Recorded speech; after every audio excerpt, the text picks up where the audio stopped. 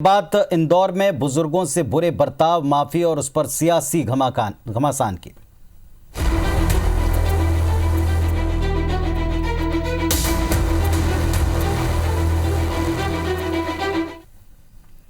देश में मिनी मुंबई यानी कि इंदौर शहर की एक खास पहचान है, खास तौर पर स्वच्छता के क्षेत्र में। इंदौर देश का सबसे साफ सुथरा शहर है, लेकिन स्वच्छता के नाम पर नगर निगम कर्मियों की करतूत ने इंदौर की साफ सुथरी छवि पर एक ऐसा दाग लगा दिया जिसने पूरे प्रदेश को और इंदौर को खास तौर पर शर्मसार किया। कार्रवाई के नाम पर कुछ एक्शन दिखा, लेकिन सवाल अब भी है, क्या इससे इंदौर के दामन पर लगा दाग धुल पाएगा?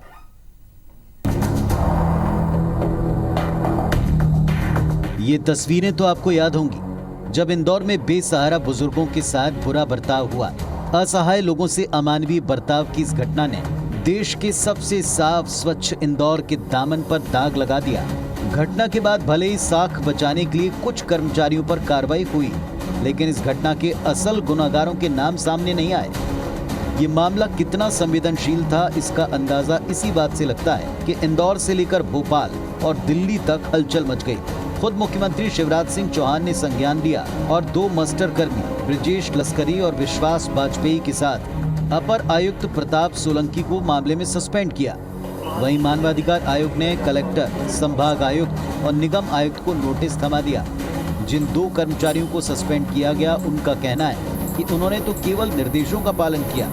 निगम के अधिकारी अब लापरवाही पर कार्रवाई की बात कह रहे हैं, तो वहीं अपर आयुक्त इस वीडियो को ही गलत बताने में जुटे हैं। उपायुक्त इंचार्ज हैं, उनको निलंबित करके उनको भोपाल अटैच किया गया है। साथ ही साथ जो 2 कर्मचारी थे जिन्होंने लापरवाही जिनके स्तर पे हुई है, उनको भी टर्मिनेट किया गया है। साथ ही साथ इसके लिए एक डिटेल्ड जांच के लिए भी अपर आयुक्त को इसमें प्रावधानित किया गया है। आपने सर वीडियो देखे?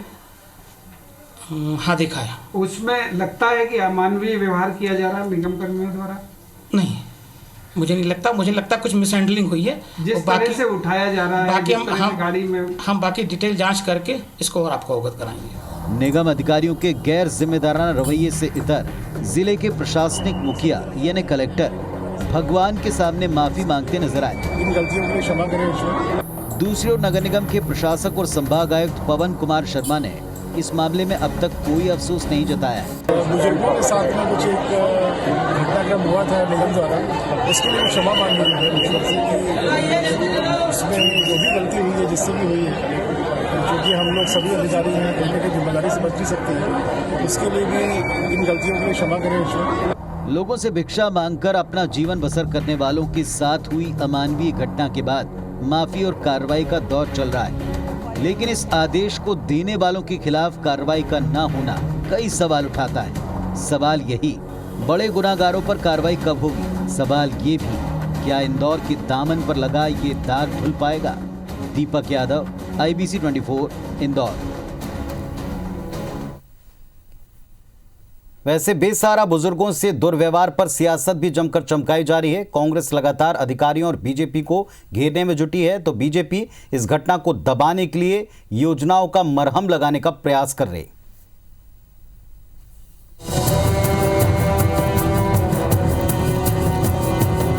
ये तस्वीरें इंदौर के संभाग आयुक्त दफ्तर की हैं, जहां कांग्रेस ने नगर निगम के अधिकारियों और प्रदेश की बीजेपी सरकार के खिलाफ विरोध प्रदर्शन किया। मामला वही है, बुजुर्गों से बुरे बर्ताव का। जाहिर है बेसहारा लोगों से अमानवीय बर्ताव पर अब भरपूर सियासत हो रही है। इसी बहाने कांग्रेस को सरकार को घेरने का मौका मिला। कांग्रेस शहर में बेसहारा घूमने वाले विकलांग और बुजुर्गों को तलाशने में जुटी है। कांग्रेस नेता रैन बसेरों में जाकर भिक्षुकों की देखभाल कर रहे हैं, साथ ही निगम अधिकारियों के खिलाफ अपहरण की शिकायत भी कर रहे हैं। हिंदुस्तान की ये बहुत बड़ी घटना हुई, पहली बार ऐसी घटना हुई है। 15 बुजुर्गों को यहाँ से ले आके सिपरा में ले आके पटकने जा रहे थे, परंतु गांव वालों ने वहाँ से उनको वापस करा। लेकिन अभी तक हम और सभी लोग ढूंढ रहे थे कि भाई ये बुजुर्ग लोग कहाँ हैं। अभी हमको मालूम पड़ा तो माते हैं तीन लोग हैं यहाँ पे, बाकी 13 लोग कहाँ गायब है अभी तक किसी को नहीं मालूम, क्योंकि नगर निगम द्वारा छिपाया जा रहा है। एक तरफ कांग्रेस विरोध प्रदर्शन कर रही है, तो बीजेपी नेता घटना पर पर्दा डालने की कोशिश में जुटे हैं। बीजेपी भिक्षुकों के पुनर्वास की नई योजनाओं की बातें कर रही है। इंदौर सांसद शंकर लालवानी ने निगम और प्रशासनिक अधिकारियों के साथ बैठक कर भिक्षुकों के लिए पुनर्वास योजना पर काम शुरू कर दिया। नए रैन बसेरे बनाए जाने के साथ साथ भिक्षुकों के लिए 3 वक्त का खाना, कपड़े और चिकित्सा की व्यवस्था की जाएगी। हमारे शहर को भिक्षुक मुक्त शहर बनाना है, तो हम चाहते हैं कि उनके पुनर्वास के लिए पूरी योजना है। उसमें जो वृद्ध हैं उनको रहने के लिए और जो युवा हैं उनको रोजगार देने के लिए, उनका मेडिकल है, सब प्रकार का है। मुझे लगता है कि जो आने वाले दिनों में इस शहर को विभक्त मुक्त करने के लिए जो कार्रवाई करनी है वो करेंगे। नगरीय निकाय चुनाव की आहट के बीच कांग्रेस को जहां बैठे बिठाए मुद्दा मिल गया, तो बीजेपी के लिए ये मुद्दा फिलहाल परेशानी का सबब बनता जा रहा है। यही वजह है कि अब राजनीतिक दलों को भिक्षुकों की चिंता सता रही है। दीपक यादव, IBC 24, इंदौर।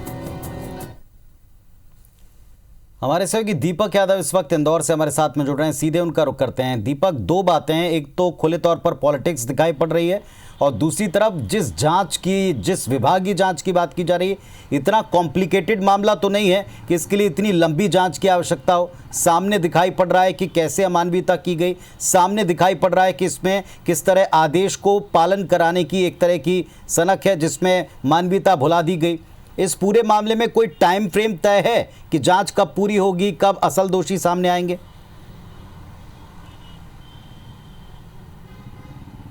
देखिए, इस पूरे मामले में हड़कंप मचने के बाद हालांकि जांच कमेटी का गठन कर दिया गया और इस कमेटी से कहा गया है कि 3 दिन में अपनी रिपोर्ट को पेश करें, लेकिन ये रिपोर्ट किस हद तक सच्चाई से जुड़ी हुई होगी ये कहना मुश्किल है, क्योंकि जिस तरीके से जिस दिन से घटनाक्रम हुआ उसके बाद से अभी तक जो निगम के अधिकारी हैं उनका रवैया उस तरीके का नहीं है। ये केवल जो दबाव है, भोपाल का दबाव है, मीडिया का दबाव है, उसके बाद इस तरीके की कवायदें की जा रही है। लेकिन निश्चित तौर पर अभी तक के घटनाक्रम की हम बात करें तो नगर निगम की तरफ से हालांकि 2 मास्टर कर्मी और एक अपर आयुक्त को निलंबित कर दिया गया है, लेकिन असल सवाल यही खड़ा होता है कि आखिर ये जो निर्देश थे वो कहाँ से दिए गए थे। जैसा कि सांसद शंकर लालवानी कह रहे हैं कि शहर को भिक्षुक मुक्त बनाना है, तो उसके लिए पुनर्वास की व्यवस्था की जाएगी, उन्हें कहीं और रखा जाएगा, उनके रहने खाने की व्यवस्था की जाएगी। लेकिन इस तारतम्य को गलत तरीके से अपनाया गया नगर निगम के द्वारा। भिक्षुक मुक्त मतलब कि शहर के बाहर भेज दिया जाए, और यही शायद वो कवायद थी। और यदि ये ग्रामीणों द्वारा वीडियो नहीं बनाया जाता तो इतना बड़ा जो ये घटनाक्रम हो रहा था उसका पर्दाफाश ही नहीं हो पाता। हालांकि राजनीति भी अपने जोरों पर है, कांग्रेस इस मुद्दे को पूरी तरीके से भुनाना चाहती है। इसी वजह से पिछले 3 दिनों से लगातार अलग अलग जगह पर विरोध प्रदर्शन किए जा रहे हैं, अपहरण की शिकायतें दर्ज कराई जा रही है, और आज जिस तरीके से एक बहुत बड़ा यहाँ पर जंगी प्रदर्शन भी किया गया। तो वहीं भाजपा की तरफ से यहाँ पर पूरे तरीके से कहा जाए कि डिजास्टर मैनेजमेंट की कोशिश की जा रही है। लेकिन बिल्कुल सवाल अभी भी ये खड़ा होता है कि आखिर असल गुनहगार कौन है जिनके द्वारा ये निर्देश दिए गए थे, क्योंकि पुनी जो जानकारी निकल कर सामने आ रही है, चूँकि 7 स्टार सिटी की रैंकिंग के लिए भी इंदौर ने अप्लाई किया है, जिसमें कि बेगर फ्री सिटी, भिक्षुक मुक्त शहर भी एक पॉइंट था, एक मापदंड था। लेकिन उस मापदंड का तारतम्य ये था कि इनके लिए पुनर्वास की व्यवस्था की जाए, इन्हें रैन बसेरे में रखा जाए। इसका मतलब ये नहीं था कि जो आवारा पशुओं की तरह इन्हें भी शहर की सीमा से बाहर भेज दिया जाए। तो इस पूरे मामले को लेकर इंदौर के जो निगम अधिकारी हैं फिलहाल चुप हैं, और एक तरीके से कहा जाए कि ये जो बदनुमा दाग लगा हुआ है इंदौर का, वो इतनी जल्दी से आसानी से नहीं धुलेगा, क्योंकि इंदौर ही नहीं बल्कि पूरे देश भर में ये जो वीडियो वायरल हुआ है उसको लेकर थू-थू हो रही है। और निश्चित तौर पर अब देखना होगा कि इसमें किन लोगों के खिलाफ और कार्रवाई हो सकती है। लेकिन अभी तक की कार्रवाई में ऐसा नज़र नहीं आता कि कोई बड़े लोगों के खिलाफ, बड़े अधिकारियों के खिलाफ कार्रवाई होगी। और सबसे बड़ी बात, चूंकि अभी नगर निगम की कोई परिषद नहीं है, यहाँ पर जो प्रशासक का पद है वो संभागायुक्त के पास है, लेकिन संभागायुक्त की तरफ से अभी तक कोई ऐसा बयान जारी नहीं किया गया, जबकि कलेक्टर के द्वारा खजाना गणेश मंदिर के सामने माफ़ी मांगी जाती है। चलिए, अच्छे काम पर जहां सारे देश में प्रशंसा हुई, वहीं ये दाग धुलने वाला नहीं जब तक असल लोगों पर एक्शन ना हो, और ऐसा कब तक होगा देखेंगे। शुक्रिया आपका फिलहाल जानकारी के लिए।